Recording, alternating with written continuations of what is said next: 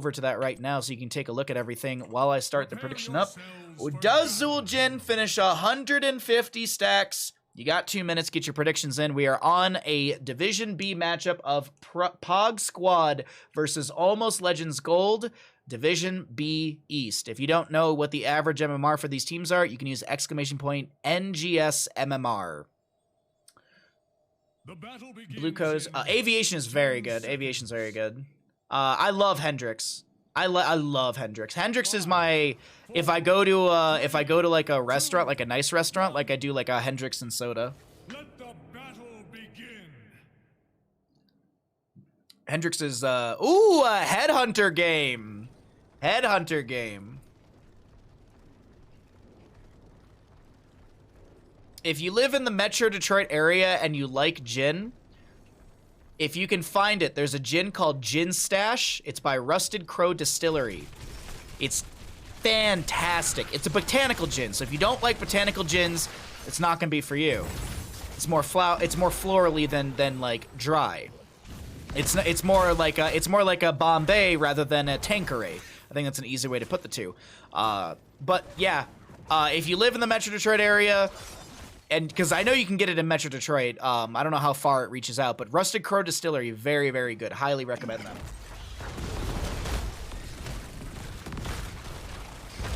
Alrighty, so Burrow in from a Nubarak. Big damage going in onto Greymane. Tuna Breath is able to back away. Pulse Bomb onto Blaze, and that's first blood, killing the Zul'jin. You got 20 seconds to get your predictions in. If that sways you in any way, shape, or form, now's your time to get that last second prediction in on... Well, Zul'jin finishes baseline quests.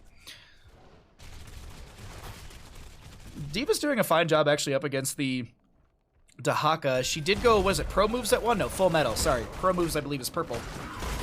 Mech gains 10%, increased health, and its fusion cannons heal for 60% of the damage to the enemies in the bonus area.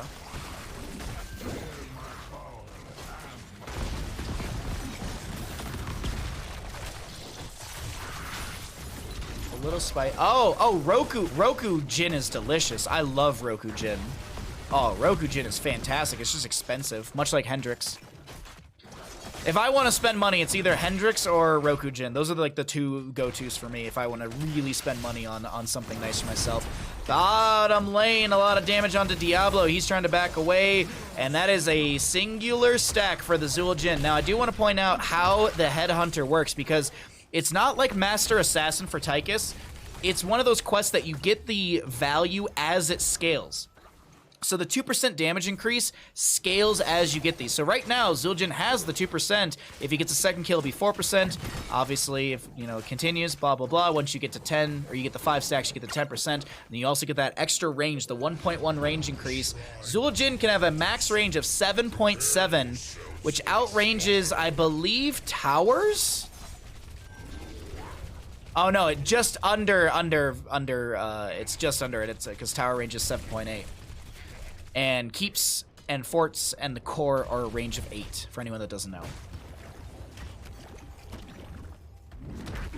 I like our Twitch conversation today. I'll be honest. We've gone from the history of curry to the history of pizza to the different pizza styles to alcoholic flavors. Like, Today is a very fun stream day. I'm not gonna lie. It's a very fun stream day. It's just good conversations. That's the big thing, and a wonderful amount of Heroes of the Storm action that I guess we're watching as well. A little bit of Heroes of the Storm here and there as well. But either way, a first objective phase of the game is up and available, and we are going to be seeing a Mortar Punisher in the top lane. Dahaka to clear out through the mid. Zul'jin still trying to auto attack his way and build up these stacks, but keep in mind, Skeletal Defenders might take priority if he's just A-moving. If he's left cooking onto the enemy, then maybe he'll be getting some of those stacks. As I'm trying to get my Jhin here. There we go. Good Shadow Charge in from the Diablo as a big mecha explosion comes out. Zul'jin will fall. Drag from Dahaka connects on to the Anduin. He's almost gonna go down. Tuna Breath very low. Dahaka pops his Lurker Strain, knocking back a few enemies. Skeletal Defenders are looking good to the side of Almost Legends Gold. Stukov also, as a note, did go into the low blow at level 1. D.Va, will she sacrifice for the last few Skeletal Defenders? It's Lunara to snipe them away. Diablo goes in for the Shadow Charge. Mortar Punisher top lane. How much pressure can the side of Almost Legends Gold get with this?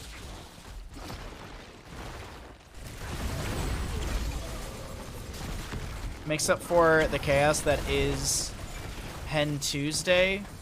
Is this a hentai joke, Ta? Why do you hurt me? I was inspired today to ship a surprise to Bahamut, but I might have to go into hiding once it arrives. Are you sending me loose Fritos? Please don't send loose Fritos. There's a P.O. box below if anyone would like to not send loose Fritos. I've said it before and I'll say it again. If you send me like a postcard, I'll send you one back from Tahoe. I think it was Nasdub who actually asked me. It was like, hey, if I send you like a letter, will you send one back? I'm like, absolutely.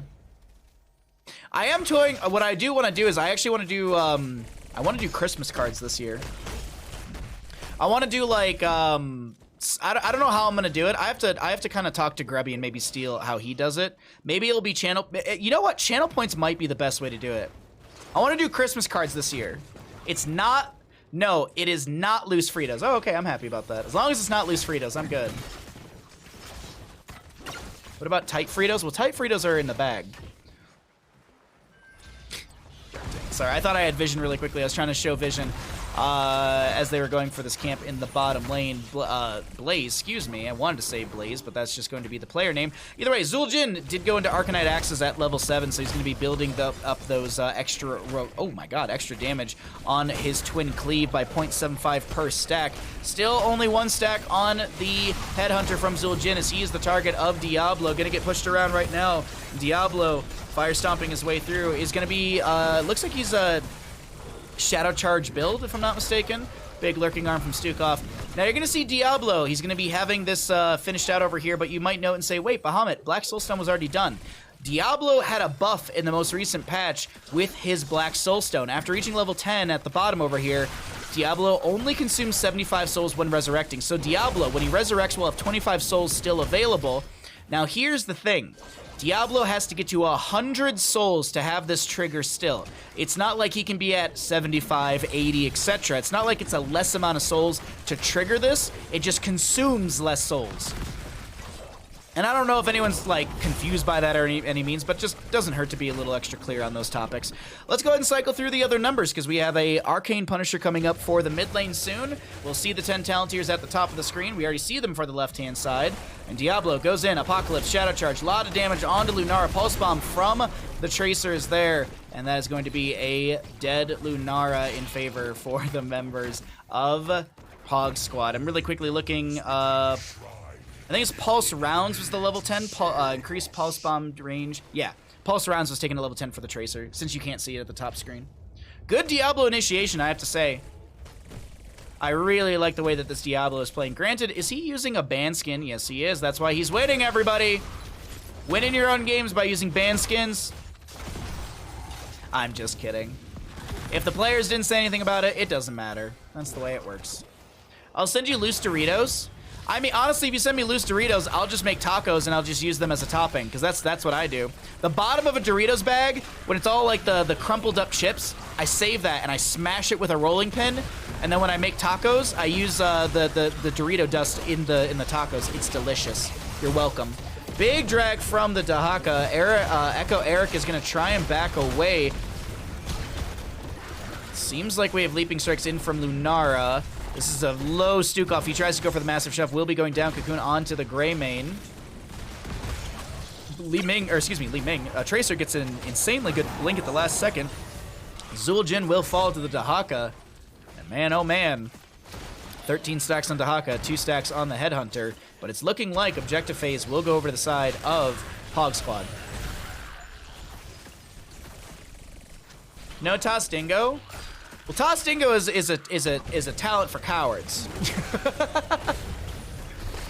I'm actually a little surprised no Toss Dingo either with how aggressive the enemy has been into Zul'jin. Like, legitimately, like, I really do actually. I am surprised as well that it's not Toss Dingo. Guillotine feels, I wouldn't say greedy, but it feels like it's like, okay, I'm gonna make the big play, and I'm gonna, you know,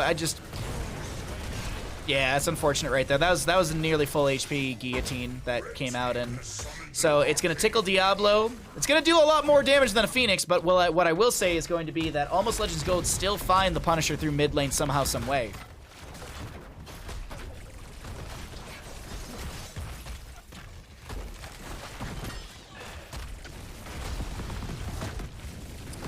He didn't say anything about loose Takis, though. What are Takis? Are you sending me Totski? What brand flakes? Anyways, sorry. We're getting back into the realm of food again because it's getting late in the day and I'm starting to get hungry. We started stream and I wasn't too hungry because I still had like eaten lunch like a couple hours before. Now we're starting to get back into the food realm. Perfect timing, of course. Dahak is able to back away. We have the Impaler camp pushing in through the top lane, or the mid lane, excuse me. As a note, also, we have an upgrade onto our UI from Aliobs. You can actually see the amount of stacks for some talents like Leaping Strike, so you will know how many stacks she does have available. Next Punisher Frozen in the top lane. Zul'jin at 14 stacks baseline. 2 on the Headhunter, 27 on the Arcanite Axes. Takis are the things you always see, but you never eat. What? I see a lot of things but never eat it. Like soap. I don't eat soap. I see it every day. Because I take showers. And wash my hands, of course, too. Anyways, Light Bomb from Anduin. A lot of damage onto Diablo. He's stuck under the tower, tanking way too much damage. Diablo Souls to go down. Zul'jin will fall. Oh, no. This is not the time Zul'jin wants to fall, as there will be a Greymane to go down as well. That would have been a 3rd stack on the Headhunter, as it was Greymane's first death. I got an electric bidet attachment. It has a butt fan where you sit down and spins. It's like Zul'jin's.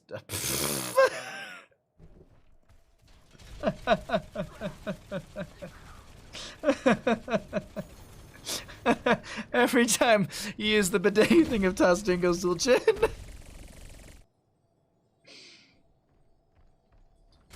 7 p.m. I have no idea what to do for dinner. I'm usually prepared all week. I think I'm gonna eat soup. I'm gonna do soup and maybe a grilled cheese. Right, Bandit? Soup and grilled cheese sounds really good. Seems like a simple meal.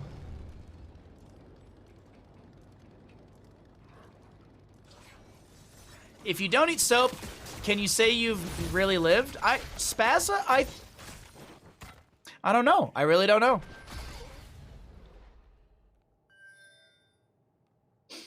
It's ridiculous. I can't tell anyone in real life because no one plays Heroes. And you can't just like awkwardly show them like, hey, listen to this heroic wind-up noise. Doesn't it sound like my butt fan on my bidet? You can't do that. You're welcome to share your butt fan bidet stories here in Bahamut Gaming. That's the difference between this stream and all other Heroes of Storm streams. We welcome stories about bidets. That's a lot of Diablo damage, or damage onto Diablo. Cocoon onto Tracer. Light Bomb, she's gonna try and blink away, will be able to do so. Good blinks, good spam. Tastingo. Quality stream, that's all I'm here for.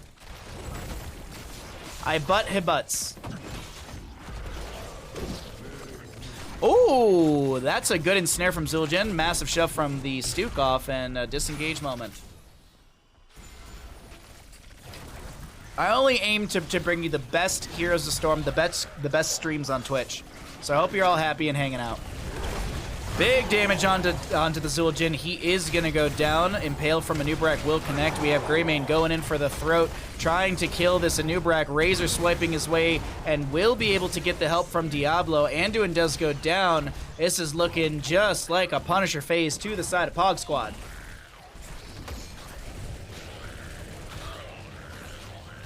Also, for anyone that's not using a bidet, just get one.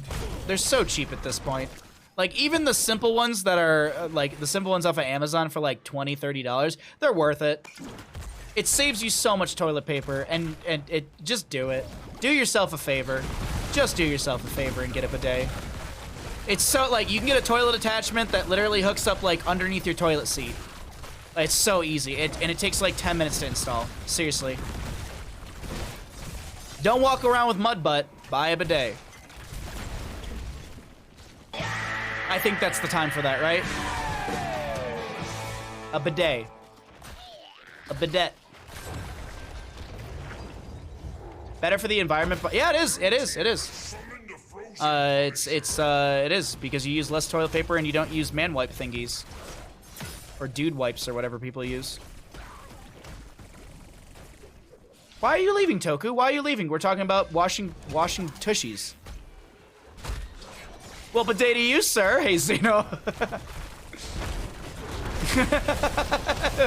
Anyways, okay, Punisher jumps in. A little bit of a bop from, I believe that was the Diablo. Yes, it was the Diablo. There is a cocoon onto Greymane. Punisher still pushing in through the top lane, locking down the keep with some of its frozen explosions. Apocalypse from Diablo was used. The target is a Nubrak. We do have Greymane going in.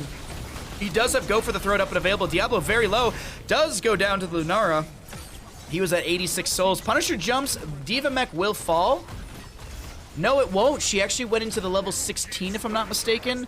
The emergency shielding that actually saved her mech right there. So not even free 50% experience to the members of Pog Squad. And I say 50% experience because the Diva pilot counts for 50%. The Diva mech counts for another 50%. This is actually in the tooltip for Diva. Actually, did I click on Diva? Hello?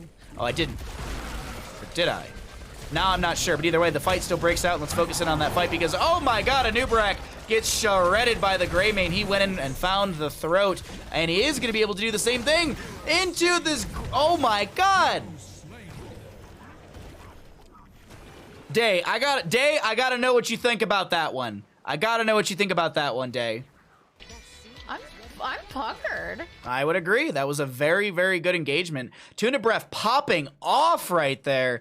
And that is going to be a solid quad kill for the side of Pog Squad. They're going to move in towards core. Tuna Breath already starting to scratch the shielding with that Razor Swipe. Oh, wait, hold on. You want the sound bit for that? Hold on, where is it? Godlike.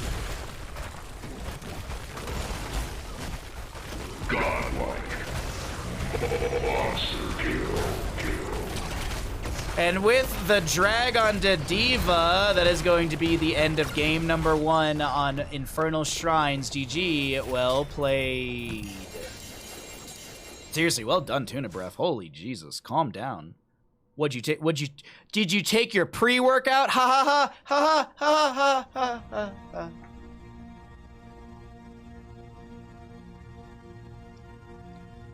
I never know how to interview CPX on Hero CCL because he wants me to ask him about pre-workout, but I never remember. Do I have a Dominate? Oh, I do. Dominating. If they would have found the Diva kill, it would have been an easy Team kill. Yes, I did not forget about the prediction. Does Zul'jin finish 150 stacks? No. He did not. Pre-workout, I don't get it. Well, I don't either, but every time CPX comes on an interview, he asks for us to ask him if he took pre-workout, and then he chugs a water bottle full of what looks like Kool-Aid to me.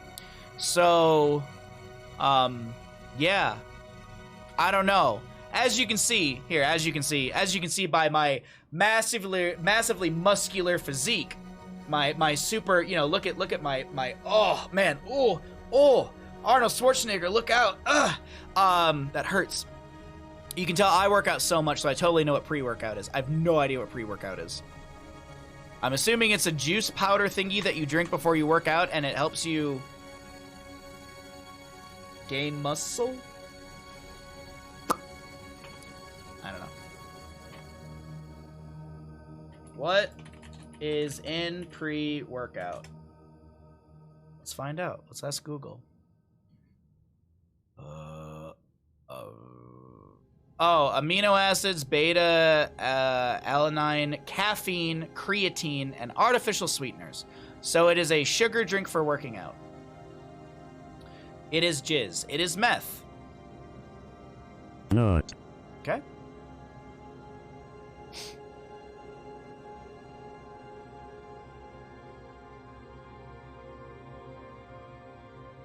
It gives you energy. So basically a bunch of shit no normal person needs before working out? Probably. Bandit, do you have tasty paws? Do you have tasty paws, mister? You got some tasty paws. Alrighty, let's get into the next map. We have a map victory for Pog Squad right there. Oh, do you see that stretch? Oh my I just drink coffee and call it my pre-workout, but it oddly works. Okay.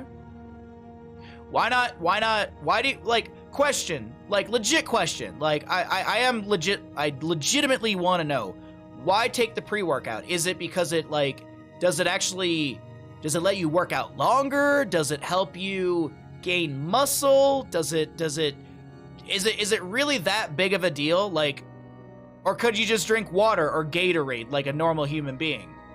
I like water, personally, but Gatorade, I will drink Gatorade from time to time, but not like, just like a little bit of the bottle. It's like you're on drugs and you feel like you're having a heart attack. That doesn't sound fun. My pre-work is drinking coffee instead of water, and workout is drinking more coffee instead of working out. Oh, okay, that's, Revolver, I'm right there with you, except it's tea and streaming.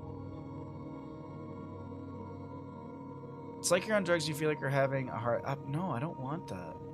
Caffeine is useful because it helps with recovery of muscle growth. Beta helps with muscle endurance. Okay. It pumps you up. It's like caffeine or cocaine, etc. Oh, Murpec, you're showing your hand right there. It's like caffeine or cocaine.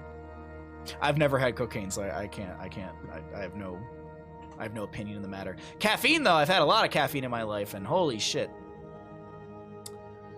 Woo. Ooh, we got another fun prediction here, chat. Got another fun prediction. Okay. There's a Medivh in the game. I've had a lot of cocaine in my... I mean, caffeine. Good catch, Tuna Breath. Good catch.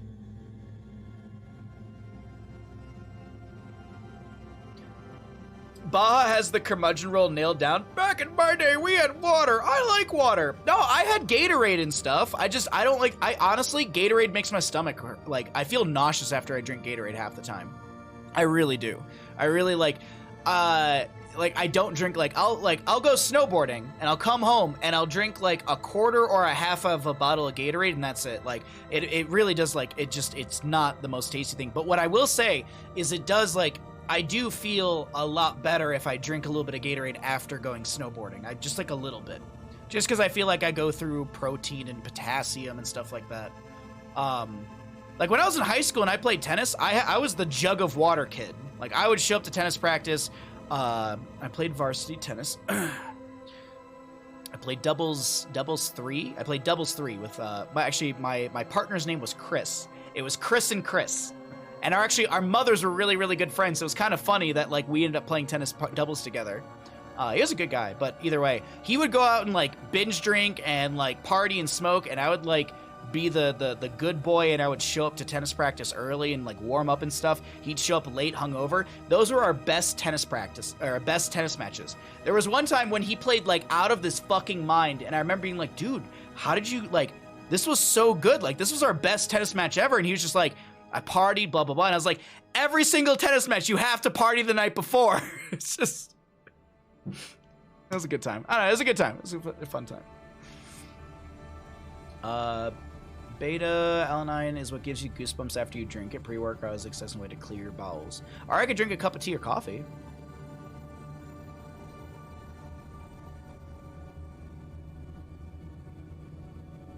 Never had cocaine, he says, but he's in Cali. What? There's no correlation between the two. Is there? No. Everywhere has cocaine, right? I mean, hey, my ex in Detroit, she did cocaine. Like, not consistently when we were dating or anything like that. She did it before we were dating. But she told me stories, like, back in Detroit, she was just like, yeah, we would go to the gay strip club, we watch a bunch of dudes dance, and we'd do some cocaine. I'm like, have fun. Like, I'm good.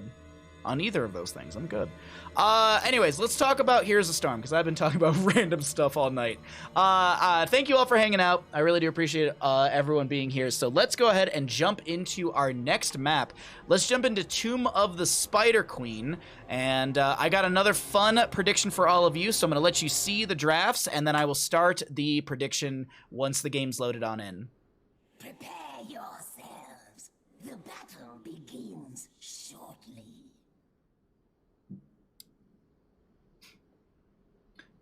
cocaine and LaCroix only California people understand. I think I would disagree with you, but I really, as I said, I have no basis. All right, Twitch prediction time. Will Medivh finish stacks? Will Medivh finish his Arcane Rift stacks? You've got 2 minutes. Will Medivh finish stacks? Go ahead and get your predictions in, ladies and gentlemen. 3, 2. He's a Michigander, y'all. I am originally from Michigan, yes. I've lived in California for almost 5 years. This upcoming May will be 5 years for me. I will have lived nearly, what, a sixth or so of my life out in Lake Tahoe. I guess I'm from the wrong part of California. Yeah, exactly, Proto. I guess I'm from the wrong part of California too. Sorry, my apologies. I'm not showing talents from level 1, as we do have both teams fighting out in mid lane. Tassadar picking up a couple of the level 1 stacks, as we are going to be having, wow, 4,500 on Medivh finishing stacks. Any doubters in chat? You got a minute left on your Twitch predictions. Big damage onto Garrosh. Vala just sitting there auto-attacking and building out Creed of the Hunter stacks from level 1, as we have Leoric pushing out the bottom lane. Blaze versus Leoric. Core 4 rotations will begin, as ETC is going to be Prog Rock level 1. And Dr. Hawk, 1 minute in, has 4 regeneration globes grabbed. That is some aggressive stealing of regeneration globes right there from Dr. Hawk. Garrosh looking for the toss combo, just gets the toss. No Groundbreaker right there. Garrosh did go into Warbreaker at level 1 to pick up a few extra stacks, or excuse me, some extra damage and cooldown reduction on his level, or his baseline Groundbreaker. I've had, like, I think the stream has been okay, knock on wood, but I keep looking over and the little green box that's supposed to be solid green always keeps jumping to yellow, and it makes me, like, physically nervous. We've only dropped 1,233 frames out of 105, no, out of 1 million frames, we've dropped 1,000 or so. So it's not that big of a deal, but it's just like, like, is it one of those moments where it turns yellow and then it never comes back to green? That was what Monday was like. I'm originally from Ohio, so I have no room to talk. Dude, Ohio? Oh man, let's not get on the train about Ohio. God, Ohio? Oh, Ohio. I will say this: you guys have Skyline Chili, and Skyline Chili is trash. I said it, and I back it. Skyline Chili is awful. But other than that, you're okay, Ohio. I've had people come up to me since I've lived out here, and they're like, "Oh, you're originally from Michigan. I'm originally from Ohio. We can't be friends." And I'm like, "What? Why? Why? What? Do you know my family or something like that?" And they're like, "No. Your college teams and my college teams are rivals." And I go, "But I didn't go to a college that had football, so I don't give a shit." And he's like, "Well, but I do. And college football is my life." What is Skyline Chili? So Skyline Chili is a place you can go in Cincinnati, Ohio, is what they're known for, and it's Cincinnati style chili. And Cincinnati style chili uses a shit ton of sugar and brown sugar, and their chili is like super sweet and sugary, and they'll serve it to you on like spaghetti and stuff. It's gross. If someone ever tries to hype up Skyline Chili, tell them they're wrong and kick them in the face.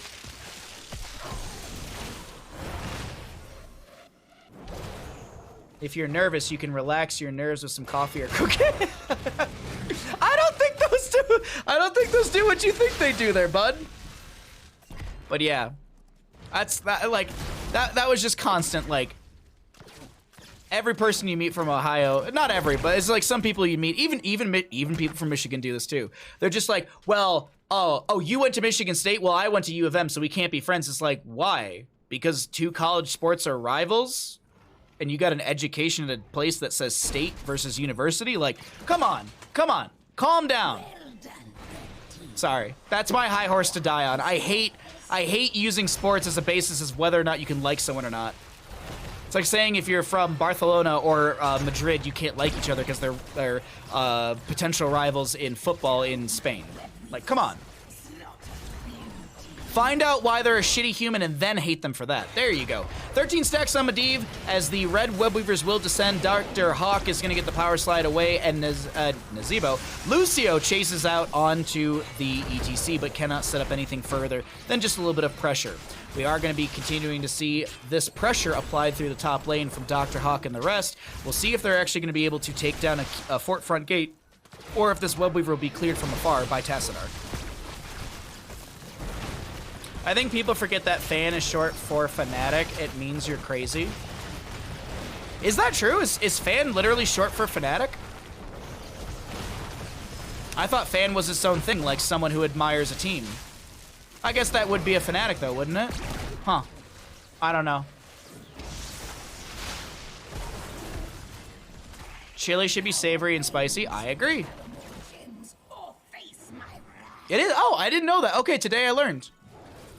I guess I will say this. I did try and counterpoint it, but only enforce the point itself. So that's interesting. Okay. Metal spiders destroyed. But what if I say I'm a supporter of a team? I'm just kidding. I said that and my stream like went red for a hot second. I'm like, okay, I'm done. I'm done. So 10 Talentiers will be coming through soon, so we're going to go ahead and cycle through some other numbers. Lucio nearly done with his party mix, I believe is the level 1, where he should actually have that finished out in just a second or two here. So have that increased range on his AoE heal, and I'm just waiting to see what actually happens through mid lane, because we do have a Webweaver turn available for Pog Squad if they step in and go for that. I'm a supporter of a team. When they lose, I go about my day. I know people who won't leave the house afterwards. Hey, I definitely know that too. Look, I'm from Michigan. I have Detroit sports. We're good at throwing anything. Football, hockey, baseball. Detroit is really, really good at messing up their season. Or giving false hope. Yeah, I don't think I've ever watched an HGC game where Gen G loses, because Gen G never lost. But no, I've never watched I can think back, I never watched like HGC or something like that. Been like, oh my god, my team lost, so I'm so upset. Like, I'll be honest, like the Master Clash, I was rooting for Simplicity in Master Clash. Not Master Clash, excuse me, in the Chili Mountain event, the LAN event that happened last weekend. I was rooting for Simplicity. And when they lost, I was like, okay, cool. My day goes on. Like, it's not like I have to sit around the house and mope, but I understand. I mean, I've seen people break TVs over American football or European football matches and stuff like that. Like people get invested. I absolutely understand.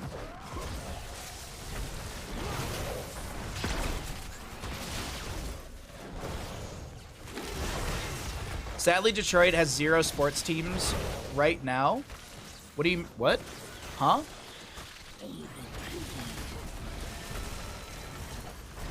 Dr. Hawk is just backing off for a second here, as he does have the proc rock finished out, which does give some healing to the friends around him, as Zavala will go down. That's going to be a Kree to the Hunter stack dropped, as well as some gems from ETC. A fantastic step in by the Garrosh, and a very quick call to immediately go boss. We do have the Lunar going into Nature's Culling, which is basically Nature's Toxin damage is increased by 125% to anything besides a hero. That includes structures. I cheer for my football team on Sundays while I'm watching HOTS esports, and then move on to whether they lose or not. Oh, that's fair. Some people really, really get into sports, and it's cool for them. Exactly, yeah. Like, nothing I can say will ever change how someone like that views sports and outcomes and stuff like that. I knew friends that would get, like, absolutely decimated when Michigan State lost. Before, during, and after college. Those same friends, they still go to Michigan State football games. The whole family tailgates up there. They literally have a tent and a carpet and a flat screen TV. It's a home away from home, and they tailgate. Like, hey, I can understand it. I can absolutely understand it. If that existed for esports, I would do it too. It actually does exist for esports. League of Legends does that from time to time in the past. Before COVID, during LCS and stuff like that, they used to have like Cloud9 tailgates and stuff like that. So I can understand it. I absolutely do.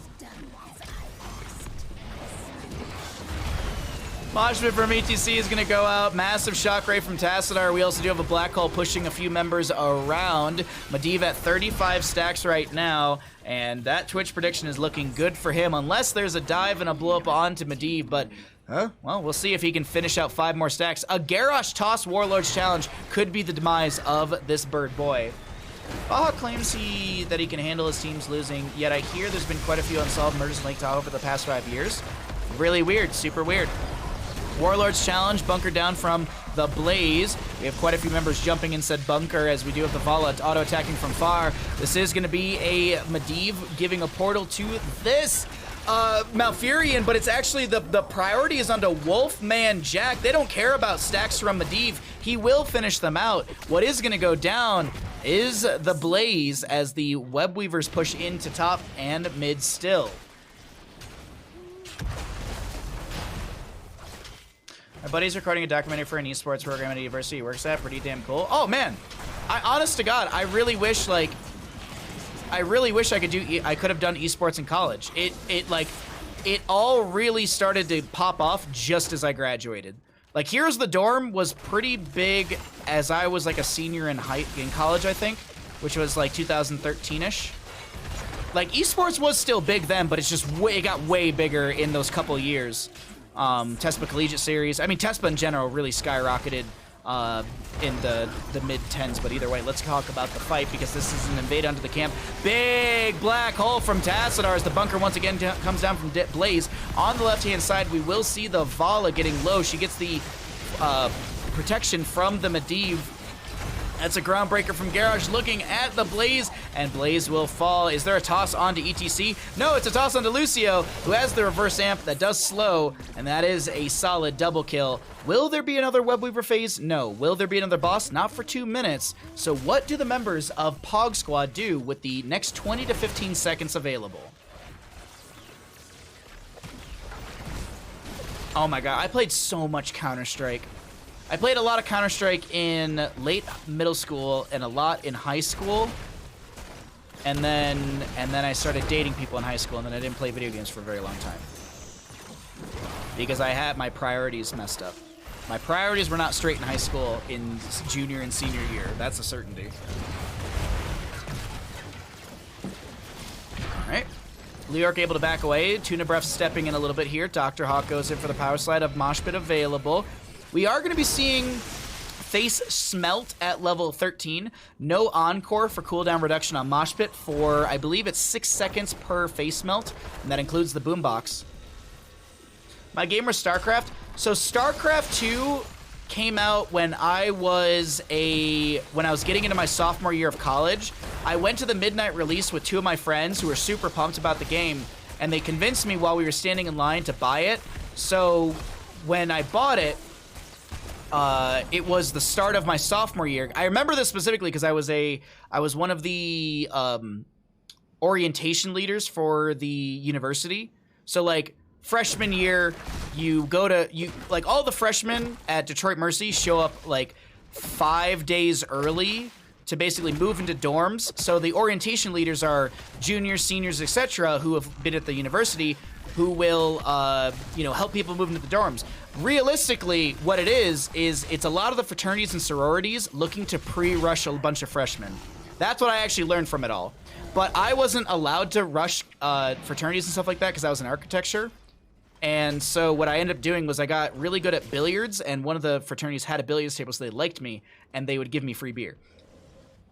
Man, the tangents tonight are absolutely just wild. Oh, in middle school, StarCraft was your game. Yeah, StarCraft, oh god, yeah, that was elementary for me.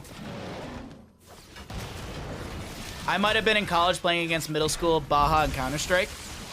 Hey, I don't remember the team that I was on. I was on a team for Cyber Athlete Amateur League.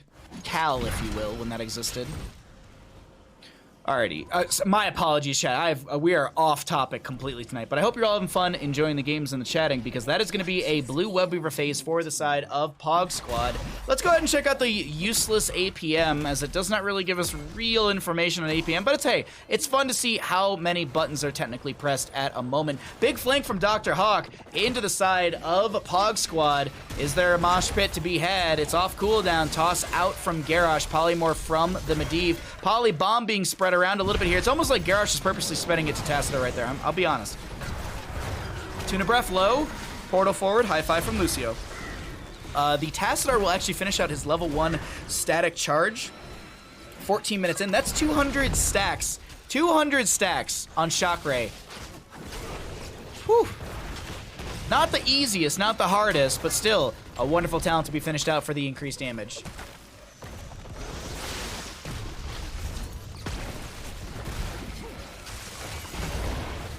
Dr. Hawk with the power slide. I thought he was going to face melt, or excuse me, he was going to mosh pit there, but Wolfman Jack is going to get in an awkward spot, has to drop down the bunker, gets the protection from a deep portal's available. Webweaver through the bottom, is still pushing on to core, scratching the shielding, and that's about as much as that Webweaver gets. How much was really gained on the map? Some siege through mid, some siege through top, but no major structures down. Boss, up and available again. Bruiser camp as well. Stupid Medivh, why didn't he die more? I don't know. Does Medivh finish stacks? Yes, he did finish stacks. The payout has been made to the believers. I don't know why, Proto, but when you said stupid Medivh, I just immediately thought of Flanders from the skiing episode. Stupid sexy Flanders. Feels like I'm never nothing at all. Rob, thank you for the boost. We have another boost going this evening, but yeah, it'll go into tomorrow as well. Also, speaking, nothing at all. You know what? I need to make that an alert. Hold on, where's my sticky notes? Task number 4. Sexy Flanders. There we go. That's enough of a reminder.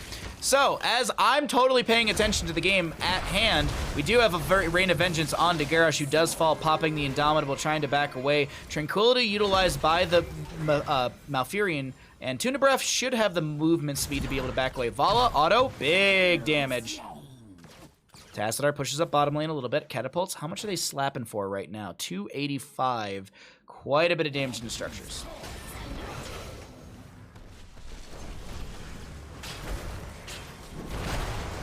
Zero APM Lunara.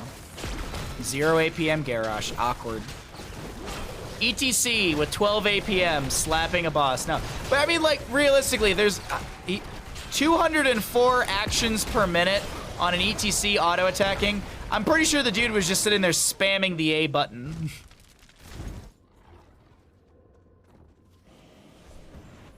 or woman. Dr. Hawk could be a woman too, sorry. My apologies. I wonder if there are any rules regarding the Lunara movement speed stuff you can do. What do you mean, Spaz?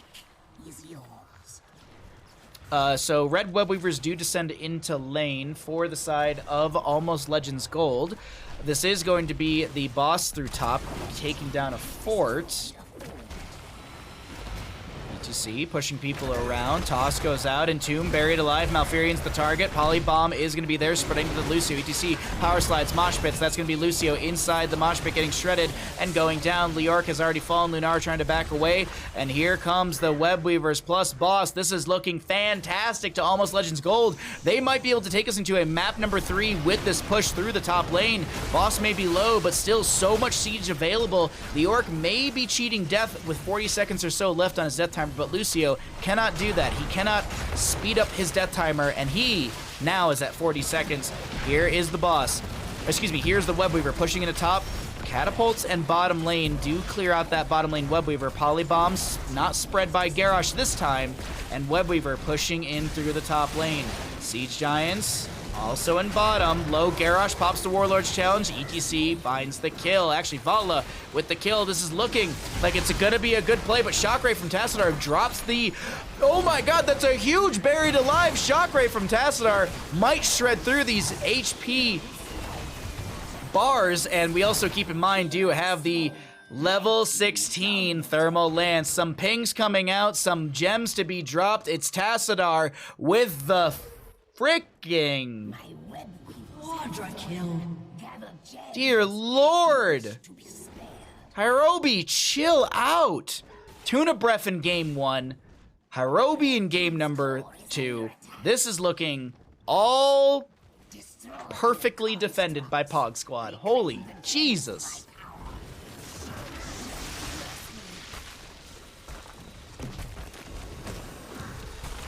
Alrighty, well, core will fall, and dear Lord, that Tassadar play at the end was fantastic. The Entomb?